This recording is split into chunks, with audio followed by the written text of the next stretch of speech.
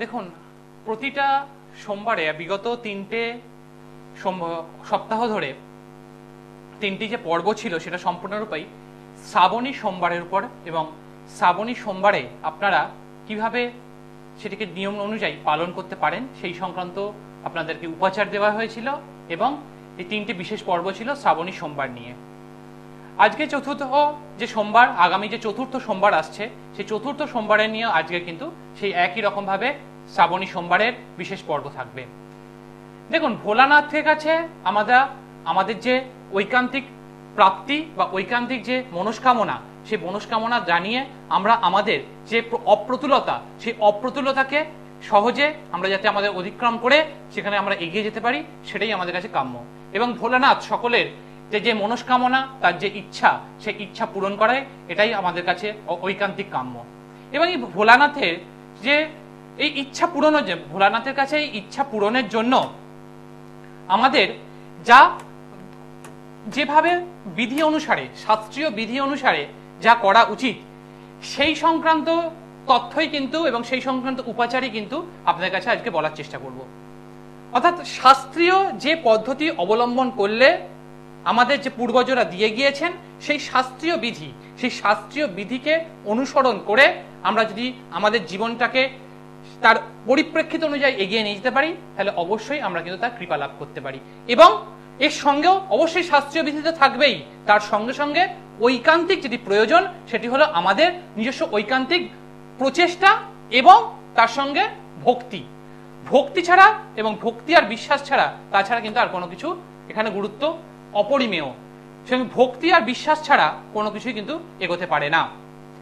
এবং এই শাস্ত্রীয় সংক্রান্ত সঠিক তথ্য আপনাদের কাছে প্রতিটা অনুষ্ঠানে তুলে ধরা হয়।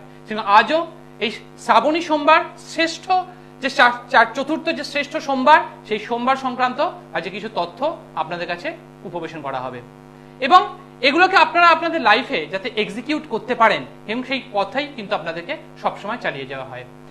দেখুন, আমাদের মহাদেব বলুন, দেবাদিদেব বলুন, তিনি আদি অনন্ত, এবং আমাদের মোটামুটি ভাবে হিন্দু সব পরিবারেই মহাদেবের আরাধনার কিছু বিধান রয়েছে, এবং সেই মতো করে আমরা কিন্তু পালন করি। কিন্তু তার সঙ্গে আরো যদি কিছু আমরা অ্যাড অন করতে পারি এবং সেটাকে শাস্ত্রীয় বিধি অনুযায়ী করতে পারি, তাহলে তা কিন্তু আমাদের জীবনে ফলপ্রসূতা আনতে পারে। সেই কারণে আপনাদের কাছে সঠিক তথ্য এবং শাস্ত্রীয় রীতি বা বিধি অনুযায়ী সেটাই বলার চেষ্টা করি, এবং সেটাই আজকে বলবো।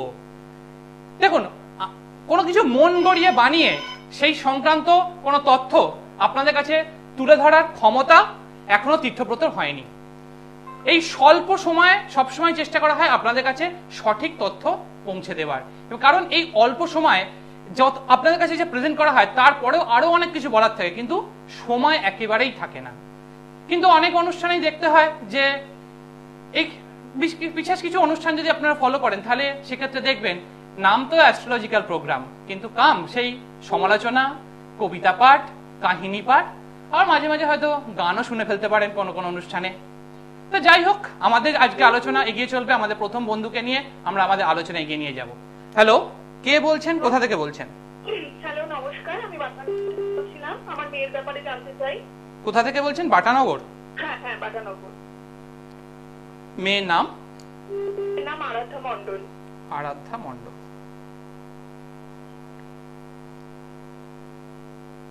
জন্ম তারিখ? হ্যাঁ, 22/12/2006। 22/12/2006। জন্ম সময়? সকাল 10:22। 10:22 AM। হ্যাঁ, AM, সকালবেলা। জন্মস্থান? কলকাতা।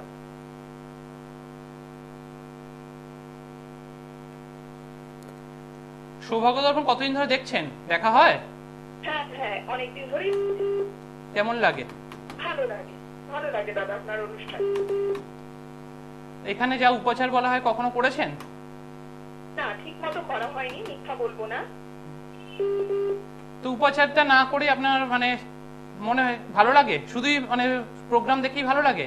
হ্যাঁ হ্যাঁ হ্যাঁ, আপনার অনুষ্ঠান অনেকদিন ধরেই দেখছি, কিন্তু খুবই ভালো লাগে। আপনি যেগুলো বলেন, আপনার কথাগুলো মানে আমার জেনুইন মনে হয়। মানে স্পষ্টবাদী, যেটা পরিষ্কার ভাবে বলে দেয় না, এর জন্যই ভালো লাগে। আচ্ছা, এখানে প্রথম যেটা বলবো, জন্ম তারিখ হচ্ছে এখানে 22। হ্যাঁ, 22-এর যদি আমরা যোগফল করি তাহলে সেটা দাঁড়ায় 4। আচ্ছা, এবং আমি আমার লাস্ট অনুষ্ঠানে বলেছিলাম কালার কিভাবে ব্যবহার করবেন এবং 4 নম্বর যারা তারা কি ধরনের কালার ব্যবহার করবেন। এই প্রোগ্রামটা একটু পারলে দেখে নেবেন, তাহলে সেক্ষেত্রে আরাধ্যা যদি সেই ধরনের এর কালারকে যদি ওরা লাইফে এক্সিকিউট করতে পারে তাহলে সেক্ষেত্রে কিন্তু ওর সফলতার দিকে এগোবে।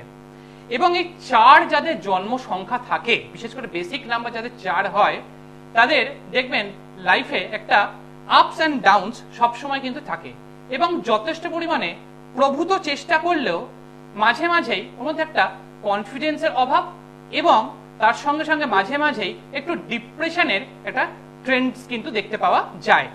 এবার আমরা ঢুকবো জন্মছকে।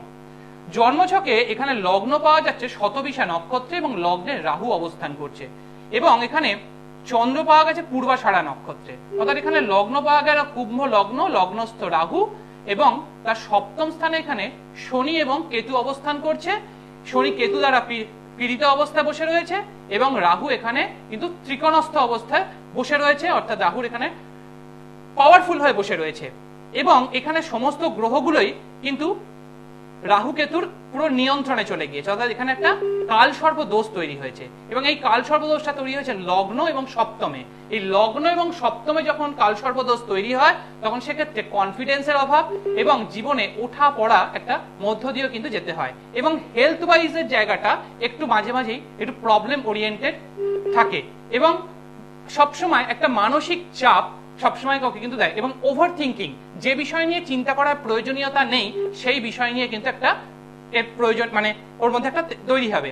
এবং এখানে লগ্নের যে চতুর্থ ভাব, সেই ভাবপতি শুক্র এখানে একটু রবির সঙ্গে যুক্ত অবস্থা এবং চন্দ্রের সঙ্গে যুক্ত অবস্থায় বসে রয়েছে, অর্থাৎ এটা বলা যায় ওর মধ্যে কনফিডেন্স রয়েছে কিন্তু কনফিডেন্স অনুযায়ী রেজাল্ট এবং যতটা পরিশ্রম করে সেই অনুযায়ী কিন্তু ওরিয়েন্টেড রেজাল্ট কিন্তু সবসময় আসে না এবং এখানে দারিদ্র দোষ তৈরি হয়েছে একাদশ স্থানে এবং যথেষ্ট পরিমাণে বর্তমান সময়ে যথেষ্ট পরিমাণে শারীরিক জায়গা নিয়ে মাঝে মধ্যেই একটুখানি ভুগতে হয় এবং নিজের যতটা পরিমাণ চেষ্টা করে সেই অনুযায়ী রেজাল্ট কিন্তু ওর আসে না। এবং লগ্নের সপ্তম স্থানে যেহেতু শনি এবং কেতু বসে রয়েছে, এই জায়গাটা বলবো যে ভবিষ্যতের ক্ষেত্রে, এখন তো মাত্র 18 বছর বয়স, কিন্তু ভবিষ্যতের ক্ষেত্রে যখন সেটেল ডাউন করবে অর্থাৎ বৈবাহিক সময়, সেই সময়টা কিন্তু একটু বিশেষভাবে বিবেচনার প্রয়োজন রয়েছে, কারণ এই জায়গাটা একটু ডিস্টার্বিং হয়ে রয়েছে এবং সপ্তম পতি এখানে একাদশস্থ অবস্থায় হয়ে সে কিন্তু দারিদ্র দোষ তৈরি করছে, অর্থাৎ বৈবাহিক জীবনটা এখানে একটু ডিস্টার্বিং। কিন্তু কেরিয়ারের যে জায়গাটা, সে কেরিয়ারের জায়গাটা যদি বাড়ি থেকে দূরবর্তী স্থানে কোনো কেরিয়ার ওরিয়েন্টেশন করে তাহলে সেক্ষেত্রে সেই জায়গাটা কিন্তু অনেকটাই ভালো হওয়ার জায়গা রয়েছে। এবং এই জন্মছক সায়েন্স রিলেটেড এবং তার সঙ্গে সঙ্গে যদি কোনো আইটি রিলেটেড এরিয়াতে চেষ্টা করে তাহলে সেক্ষেত্রে কিন্তু ইমপ্রুভমেন্টের জায়গা থাকছে এবং তার সঙ্গে সে কম্পিউটার ওরিয়েন্টেড কোর্স যদি করে তাহলে সেক্ষেত্রে কিন্তু ওর ইমপ্রুভাইজেশনে কিন্তু অনেকটা ভালো জায়গা কিন্তু তৈরি হবে। কিন্তু যতটা পরিমাণ পরিশ্রম করে সেই পরিশ্রম অনুযায়ী কিন্তু ফল কিন্তু সবসময় আসে না। এবার আপনি একটু শেয়ার করুন। হ্যাঁ, আপনি যেগুলো বলেছেন সেগুলো ঠিকই, কিন্তু আমি এখন মানে বলতে চাইছি ওর কেরিয়ার মানে 12 মানে দেবে সামনে বছর, তারপর কোন লাইনে গেলে ভালো হয় আর কি নিয়ে পড়াশোনা করছে? ও সায়েন্স নিয়ে পড়ছে।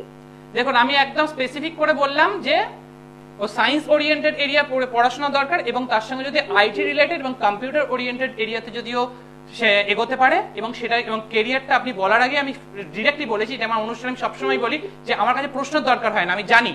এবং এই জায়গাটা হচ্ছে যে ওর আলটিমেটলি বাড়ি থেকে যদি দূরবর্তী স্থানে যদি চেষ্টা করে তাহলে সেক্ষেত্রে জায়গাটা তৈরি হবে এবং বিটেকের যদিও চেষ্টা করে বিটেকের জায়গাটাও কিন্তু বেশ ভালো রয়েছে এবং একটা প্রপার একটা জায়গা রয়েছে, সেক্ষেত্রে ও কিন্তু মেডিসিন ওরিয়েন্টেড এরিয়াতেও কিন্তু প্র্যাকটিস করতে পারে। মেডিসিন ওরিয়েন্টেড এরিয়া মানে কিন্তু শুধুমাত্র ডাক্তারি জায়গা সেটা কিন্তু নয়, তাছাড়াও আরো অনেক ক্ষেত্র রয়েছে, সেই জায়গা অ্যানালিস্ট হিসেবেও কিন্তু ও ভবিষ্যতে অনেক বড় জায়গায় যেতে পারে। কিন্তু এই যে দারিদ্র দোষ এবং এখানে যে বুধ এবং চতুর্থপতি নবমপতি একটু পীড়িত অবস্থায় বসে রয়েছে, কারণ এই লগ্নের নবমপতি হলো শুক্র এবং চতুর্থপতি যাকে বলা হচ্ছে রাজযোগকারী গ্রহ, যা রবির সঙ্গে একাদশ স্থান হয়ে তা কিন্তু এবং শনির দৃষ্টি থাকছে আপনার নবম স্থানে, যা ভাগ্যের ডেভেলপমেন্টের ক্ষেত্রে সবসময় ওকে কিন্তু সাহায্য করে না। ও যতটা লেবার দেয় সেই অনুযায়ী কিন্তু স্যাটিসফ্যাকশন লেভেলটা আসে না এবং শারীরিক জায়গাটা একটু একটু মাঝে মধ্যে কিন্তু ভোগে। একটু শেয়ার করবেন। হ্যাঁ, একদমই ঠিকই বলেছেন। এবং যতটা পরিশ্রম করে সেই অনুযায়ী রেজাল্টটা আসে না। যথেষ্ট পরিশ্রম করে, যথেষ্ট ভালো চার্ট এটা, কিন্তু কিছু জায়গায় এই যে পার্টিকুলার জায়গাটা বললাম এই জায়গাটাকে একটু রেকটিফাই করুন, তাহলে দেখবেন ওর কেরিয়ার ওরিয়েন্টেশনের জায়গাটা অনেক বেটার হবে। ওর অ্যাকচুয়ালি পড়াশোনা কি নিয়ে প্ল্যানিং করার? ও চাইছে ও মেডিকেল লাইনেও যেতে চাইছে, এবং যেটা ভালো হবে মেডিকেল লাইনেও, এবার যেটা ভালো হবে সেটা, এবার কোনটা অ্যাকুরেট পুরো পারফেক্ট কোনটা হবে। অ্যাকচুয়ালি ওর জন্য এই জন্মছক যদি বলেন এবং দশা অনুযায়ী যদি এগোনো যায়, তাহলে সেক্ষেত্রে আমি বলবো বিটেক যদি ও করতে পারে তাহলে সেক্ষেত্রে ওর জায়গাটা আরো বেশি ভালো হবে। এবং সেটা যদি বাড়ি থেকে যদি একটু দূরবর্তী স্থানে থেকে করে এবং কেরিয়ারটাও কিন্তু দূরবর্তী যদি স্থানে যদি থাকে, তাহলে সেক্ষেত্রে কিন্তু ওর ফোকাস এবং তার সঙ্গে সঙ্গে অ্যাচিভমেন্ট একটা নির্দিষ্ট জায়গায় পৌঁছাবে। কিন্তু তার আগে বলবো ভালো কারোর সঙ্গে কনসাল্ট করে যে জায়গাগুলোকে আইডেন্টিক্যালি বললাম সেই জায়গাটাকে রেকটিফাই করার চেষ্টা করুন। এবং প্রতি সোমবার একটা করে ছোট দুধের প্যাকেট যে কোনো শিব মন্দিরে দান করবেন, ওর হাত দিয়ে দান করাবেন। এবং প্রতি শনিবার সাদা চন্দন দিয়ে শিবলিঙ্গে খালি তিলক করাবেন। এইটুকু খালি এই উপাচারটা শুরু করবেন এবং তারপর ভালো কারোর সঙ্গে কনসাল্ট করে পার্টিকুলার যে জায়গাটাতে সমস্যা রয়েছে, যেটা কাজ করেও সেখান থেকে যতটা পরিশ্রম করে তার ফিডব্যাক আসছে না, এবং ভবিষ্যতে ভালো জায়গায় রিচ করবার জন্য যে পার্টিকুলার 2-3টে জায়গা প্রবলেম রয়েছে সেটাকে জাস্ট একটু রেকটিফাই করুন। তার আগে এই উপাচারটাও শুরু করুন, তার সঙ্গে রেকটিফিকেশন, এই দুটো যখন একসঙ্গে মেলবন্ধন ঘটবে দেখবেন ওর অ্যাচিভমেন্ট এখানে কিন্তু ক্রিয়েট করবে। আশা করি বুঝতে পেরেছেন। হ্যাঁ, ও দায়িত্ব আছে ইঞ্জিনিয়ারিং লাইনে যেতে, এখন দেখা যাক। এবং এইখানে এই চার্ট কিন্তু ভবিষ্যতে অনেকটা ফ্লারিশমেন্টের জায়গা রয়েছে, কিন্তু ফ্লারিশমেন্টটা হতে গেলে জাস্ট যে জায়গাটুকুকে বললাম, একটা কালসর্প দোষ এবং তার সঙ্গে দারিদ্র দোষ এবং শুক্রের যে জায়গাটা একটু পীড়িত হয়ে রয়েছে সেটা, এবং নবম স্থান, এই পার্টিকুলার এরিয়াটাকে একটা কভারেজ যদি দেওয়া যায় তাহলে ভবিষ্যৎ অনেক উজ্জ্বল হতে পারে।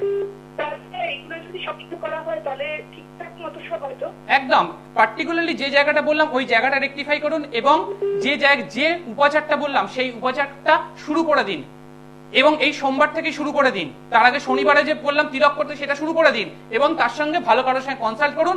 এবং আমি আরো বলবো যাদের ক্ষেত্রে এরকম ধরনের সমস্যা রয়েছে তারা অবশ্যই কৌশিকীয় অমাবস্যা, এই কৌশিকীয় অমাবস্যাটাকে জীবনে ব্যবহার করুন। ভালো কারোর সঙ্গে যোগাযোগ করে এই জায়গাটাকে পার্টিকুলারলি যদি ইউজ করতে পারেন তাহলে কৌশিকীয় অমাবস্যা হচ্ছে একটা অপরিমেয়তা তার রয়েছে, সেটাকে যদি জীবনে ব্যবহার করা যায় তাহলে সেক্ষেত্রে কিন্তু অবশ্যই তার কিন্তু ইমপ্রুভমেন্টের জায়গা থাকে। আশা করি বোঝা গেল। কথা বলে কেমন লাগলো? ভালো লাগলো। একদম পার্টিকুলার যে পয়েন্ট আপনি জানতে চাইছিলেন সেই পয়েন্টটাই আপনার একদম সেই জায়গাটায় রিচ করা হয়েছে।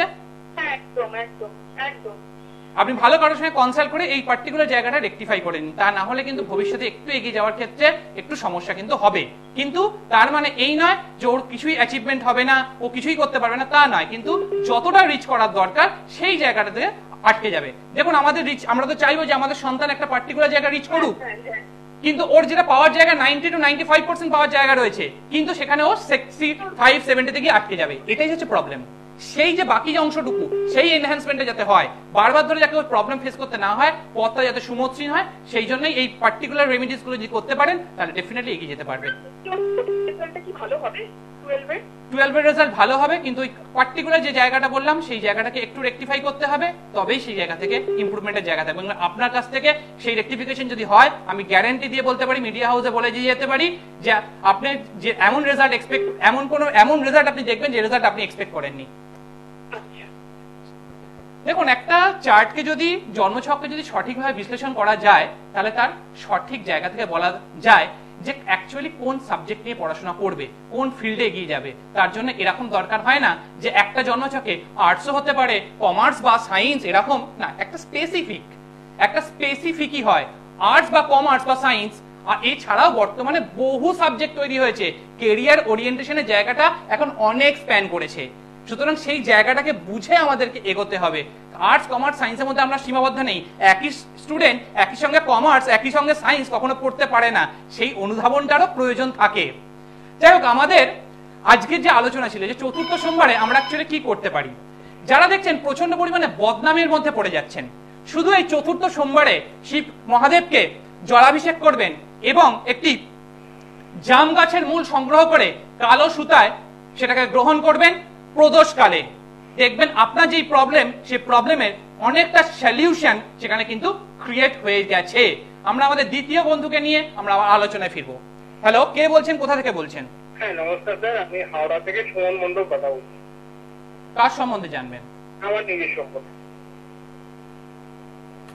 সোমবাবু, আপনার জন্ম তারিখ যদি বলেন। 28/12/1990। জন্ম সময়? রাত্রি 11টা 12 আর হাওড়ায় জন্ম। রাত্রির 11টা 12 হাওড়া। হ্যাঁ। সৌভাগ্য দর্পণ কতদিন ধরে দেখছেন? আমি প্রায় 1-1.5 বছর দেখছি, কিন্তু লাইনটা পাওয়া যায় না। আজকে লাইনটা পেয়েছি। চেষ্টা করছেন কতদিন ধরে? অন্তত মাস 6 ধরে। মাস 6 ধরে চেষ্টা করছেন, তারপর আজকে পেলেন। হ্যাঁ। আজকে পাওয়ার পর কেমন লাগছে? ভাবছি যে লাইনটা পাওয়া যায়। আমি প্রথমে ভাবতাম যে লাইনটা পাওয়া যায়। তার মানে লাইনটা পাওয়া যায় ওই অনুষ্ঠানে? হ্যাঁ। চেষ্টা করলে পাওয়া যায়। হ্যাঁ। আচ্ছা, এখানে আপনার যে জন্ম তারিখ তা পাওয়া গেছে এখানে 28। হ্যাঁ। অর্থাৎ 28 তারিখ যাদের জন্ম হয় তাদের ক্ষেত্রে দেখবেন, অর্থাৎ যোগফল যদি করা যায় তার সংখ্যা আসে 10, তাকে যদি আমরা সিঙ্গেল ডিজিটে নিয়ে আসি তাহলে পাওয়া যায় 1। অর্থাৎ 28-এর যাদের জন্ম হয় তাদের লাইফটা, জীবনটা অনেকটা আপস অ্যান্ড ডাউনস এর মধ্যে দিয়ে যায়, এবং জীবনে যা অ্যাচিভমেন্ট যে অনুযায়ী প্ল্যানিং করেন সেই প্রপার প্ল্যানিং এর এক্সিকিউশন সবসময় পেয়ে ওঠেন না, এবং মানসিকভাবে সবসময় একটা ওভার হেডেক বা ওভার থিঙ্কিং কিন্তু থাকে। এবার আসবো আমরা জন্ম ছকে। এই জন্ম ছকে আমরা যা পাওয়া যাচ্ছে, রবি এখানে পাওয়া গেছে মূলা নক্ষত্রে, অর্থাৎ মান সম্মান বা কেরিয়ারে ফোকাসের যে জায়গাটা, সেই জায়গাটা কিন্তু এখানে একটু ডিস্টার্বিং জায়গায় চলে আসলো। তার কারণ এখানে কেতু কিন্তু একটু বৃহস্পতিকে পীড়িত অবস্থায় রয়েছে, অর্থাৎ এখানে অর্থকারক গ্রহ সে কিন্তু পীড়িত অবস্থায় বসে রয়েছে এবং সে কিন্তু তুঙ্গস্থ হয়ে পীড়িত। এবং এখানে লগ্ন পাওয়া গেছে কন্যা লগ্ন, এবং এই কন্যা লগ্ন এবং এখানে রাশি পাওয়া গেছে বৃষ রাশি, এবং সেখানে মঙ্গল যুক্ত, অর্থাৎ কনফিডেন্স রয়েছে, কিন্তু কনফিডেন্স অনুযায়ী কাজের প্রপার এক্সিকিউশন সবসময় হয় না, এবং কেরিয়ার নিয়ে একটা আপস অ্যান্ড ডাউনস এর মধ্য দিয়ে কিন্তু এখানে চলছে। কেরিয়ারটাকে যেভাবে চাইছেন সেই মতো করে প্রপার এনহ্যান্সমেন্টের জায়গাটা হচ্ছে না, এবং ফাইন্যান্সিয়াল জায়গাটার একটা ক্রাঞ্চ কিন্তু রয়েছে, এবং এখানে একটা স্থাপিক দোষ তৈরি করেছে। এই স্থাপিক দোষ যাদের থাকে তাদের career orientation, specific career orientation, আর কোনো জায়গায় না, স্পেসিফিক কেরিয়ার ওরিয়েন্টেশন, এবং তার সঙ্গে সঙ্গে গৃহস্থানীয় স্থানে একটু সমস্যা রয়েছে, অর্থাৎ বাস্তুতে একটু দোষ রয়েছে। আপনি বাড়ি থেকে বাইরে যখন থাকেন অনেক বেটার থাকেন, একটু শেয়ার করবেন। এবং কেরিয়ারটাকে যেভাবে বাড়ি থেকে যখন বাইরে থাকেন অনেক ভালো থাকেন, তাই তো? এবং কেরিয়ারটাকে যেভাবে চাইছেন সেই অনুযায়ী প্রপার এনহ্যান্সমেন্ট হচ্ছে না, বারবার ধরে চেষ্টা করছেন কিন্তু বসে আছি, কোনো চাকরি বাকরি পাই। দেখুন, আমি আগেই বললাম অ্যাকচুয়ালি কেরিয়ার ওরিয়েন্টেশন এবং ফাইন্যান্সিয়াল জায়গাটা প্রবলেমটাই এখানে মূলত দেখাচ্ছে। এর দুটো কারণ, অর্থকারক গ্রহ এখানে পীড়িত অবস্থায় বসে রয়েছে একাদশ স্থানে, এবং এখানে দশমপতি পীড়িত, এবং তার সঙ্গে এখানে একটা স্থাপিক দোষ। এটা হচ্ছে এটার মূল প্রবলেম। এই তিনটে প্রবলেমের বাইরে এই চার্টের আর কোনো প্রবলেম নেই। রবি মূলা নক্ষত্রে রয়েছে, এটাও একটা প্রবলেম, যেটা কিনা আপনার কেরিয়ার ফোকাসে আপনি অনেক চেষ্টা করছেন কিন্তু সেই জায়গা থেকে ইমপ্রুভাইজেশন হচ্ছে না। আপনি যেরকম চাইছেন সেরকম কোনো জব আসছে না, বা যেটা আসছে সেটা আপনার পক্ষে গ্র্যাব করা সম্ভব হচ্ছে না। এটাই হচ্ছে আপনার স্পেসিফিক প্রবলেম, তাই তো? হ্যাঁ। এটার জন্য স্পেসিফিক যে এরিয়াটাকে বললাম এই এরিয়াটাকে একটু রেকটিফাই করার চেষ্টা করুন। এবং এই জন্মচক্রে কেমদ্রুম দোষ রয়েছে, যাদের ক্ষেত্রে কেমদ্রুম দোষ এবং অবশ্যই বলবো যে ধুরধুরা যোগ রয়েছে, তারা অবশ্যই 16 সোমবারের ব্রত পালন করুন। তাহলে দেখবেন আপনাদের জীবনে যে সমস্যা সেই সমস্যা অনেকটা দূরীভূত হবে। এই 16 সোমবারের ব্রত কিভাবে করতে হয় আমি আমার পুরোনো দিনে এই অনুষ্ঠানে একটু চেক করবেন, তাহলেই পেয়ে যাবেন যে কিভাবে করা যায়। কারণ শ্রাবণ মাসের সোমবার নিয়ে প্রচুর, শ্রাবণ মাস সম্বন্ধে প্রচুর অনুষ্ঠান আমার বিগত দিনে করা হয়েছে, সেটা চেক করলে আপনারা পাবেন, ইউটিউবে গিয়ে সার্চ করলেই পেয়ে যাবেন। এবং এই জন্মক্ষেত্রে বলবো, এই জন্মছক অনুযায়ী বলবো যে প্রতি সপ্তাহে বৃহস্পতিবার এবং মঙ্গলবার কাককে বেসনের তৈরি কোনো খাবার খাওয়ান। জাস্ট এইটুকু উপাচার করুন, আর কিছু করতে হবে না, শুধু এই উপাচারটা করুন এবং 16 সোমবারের ব্রতটাকে শুরু করুন, এবং ভালো কারোর সঙ্গে কনসাল্ট করে পার্টিকুলার যে জায়গাটাকে বললাম সেই জায়গাটাকে রেকটিফাই করার চেষ্টা করুন। এই কৌশিকী অমাবস্যাটাকে, এই অপরিমেয় সময়টাকে জীবনে ব্যবহার করুন। তাহলে 2026 সালের জুন মাসের পর থেকে আপনার একটা এনহ্যান্সমেন্টের জায়গা এবং একটা এক্সপেকটেশন অনুযায়ী চাকরি পাওয়ার জায়গাটা কিন্তু তৈরি হচ্ছে। আর কোনো প্রশ্ন? এই মুহূর্তে শরীর স্বাস্থ্য খুব একটা খারাপ নেই। দেখুন, একটা জাস্ট যা রয়েছে সেই অনুযায়ী একটা চাপ তো রয়েছে, সেই চাপটা অনুযায়ী শরীর স্বাস্থ্য মোটামুটি ভাবে চলবে, খুব ভালো নয় খুব খারাপও নয়, কিন্তু ফাইন্যান্সিয়াল ক্রাঞ্চটাকে আপনাকে কিন্তু একটু সহ্য করতে হবে বর্তমান সময়টাতে। ঠিক আছে, বোঝা গেল?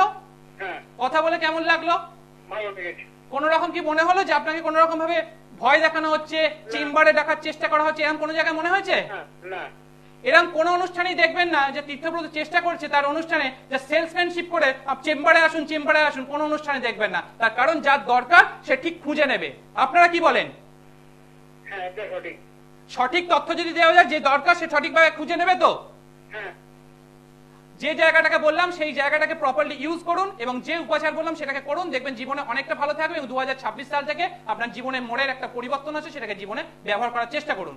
দেখুন আমাদের আজকে যে অনুষ্ঠান, যে শ্রাবণী সোমবারে চতুর্থ সোমবার এবং শেষ সোমবার, এই সোমবার দিনে আরেকটি খুব গুরুত্বপূর্ণ উপাচার আজকে বলবো।